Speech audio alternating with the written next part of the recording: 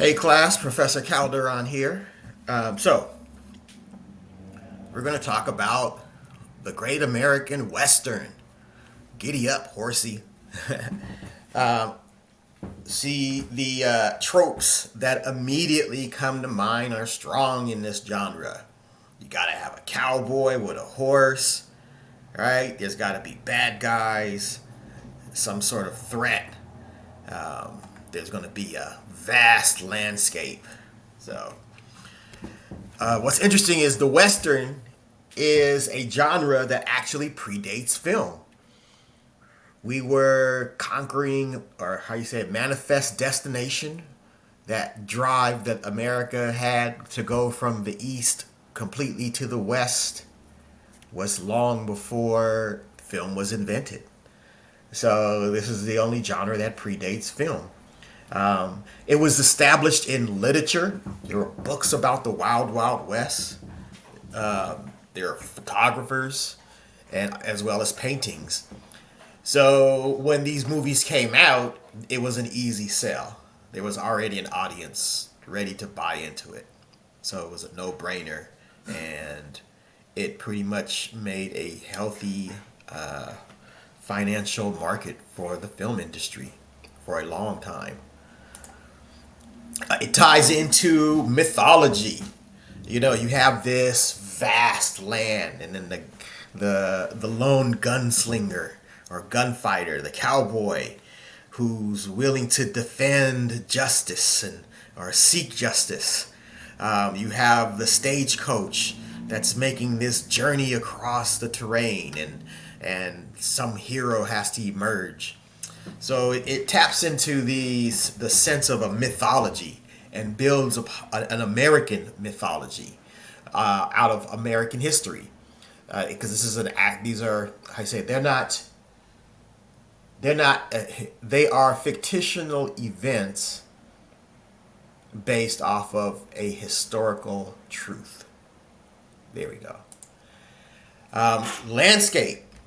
The landscape itself plays a huge part in the Great Western genre. You have this vast American territory that's wild and untamed. It's tough, and it has to be settled. So it takes that tough cowboy, that tough hombre, to go out there and tame this.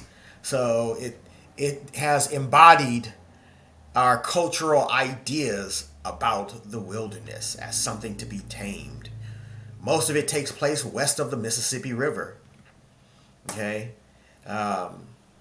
if it's not tamed, then progress of humanity of the United States will be impeded.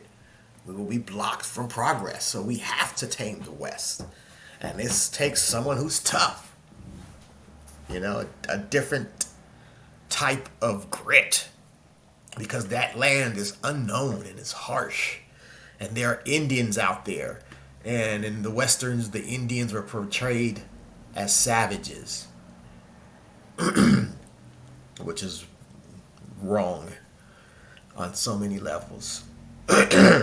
But the landscape also made it easy for Los Angeles studios to take advantage of the genre, because in early Los Angeles there were huge open spaces, you know, right there in the studio lots, so they can shoot right there. It was uninhabited land everywhere in Los Angeles, so it was the perfect location to shoot these westerns. They even developed and used filters to accentuate the colors of the sky and the reds and all the different elements visually that you would encounter seeing this vast landscape. And they would use it for the Western movies to bring the audience in. They shot it in with a 70 millimeter lens, you know, which is this super wide angled lens. Think Quentin Tarantino's Revenant. That was shot in 70 millimeter. And it's just extremely wide, and it's just nice to compose your shots on and take in the vast landscape. And so you have this vast landscape. Often these Western stories would take on epic proportions. You know, there will be these long epic tales. So again, tying into that American myth. The prominent directors were Howard Hawks and John Ford. John Ford is credited somewhat with saving the genre for a while because he had established this creative relationship with the one and only John Wayne, the Duke. Daha daha.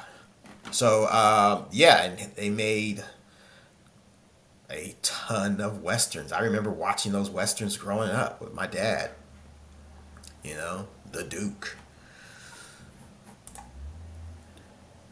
Then we have the spaghetti westerns, you guys. This is a different type of cowboy, a different type of grit.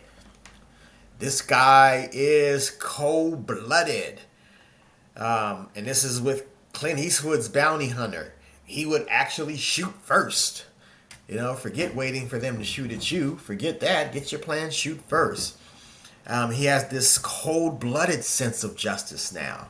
You know, they weren't this driving presence of justice in the West. No, they took a turn. The protagonist took a turn to this cold-bloodedness, like maybe some of the harshness of the West has taken hold of them. So, but these were mostly shot, ironically, in Italy, directed by Sergio Leone. One of the most prominent ones is The Good, the Bad, the Ugly.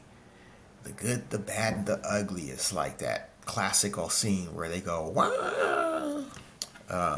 So Clint Eastwood made a bunch of these spaghetti westerns. Today, the genre is mostly nostalgic. There isn't, like, say, a thriving western genre that's sort of, you know, dominating the audience.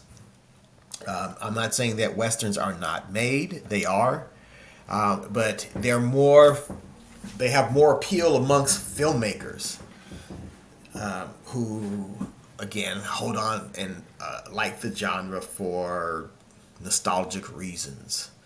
Once upon a time, they were hitting 20% of the market. They just don't have that number in their productions anymore. So a lot of that has to do with the changing tastes in audiences. You know, where we live in a society where how can a western, a shootout at the OK Corral, compete with the opening scene of Saving Private Ryan? You know, where we're using visual effects to storm Normandy. Or, you know, we have just amazing visual effects now. We can recreate whole worlds and universes, anything we can dream of. So the Western doesn't quite appeal to the masses, the contemporary masses now as it did back then. So they'll even put in elements in the Western of modernity. You know, kind of like poking nostalgia in the genre itself. You know, like they'll show a dentist or what might be an early dentist or something, and he'll recommend some weird ailment or something, or some old sort of medicine that we used to use but touted as new. Or you have someone coming in trying to sell some new invention that is just completely outdated for us, but extremely new and, you know, revolutionary for them. So it's very interesting.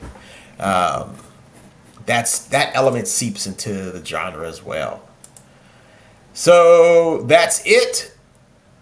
Enjoy the reading, enjoy the movies, and I'll see you on the next one.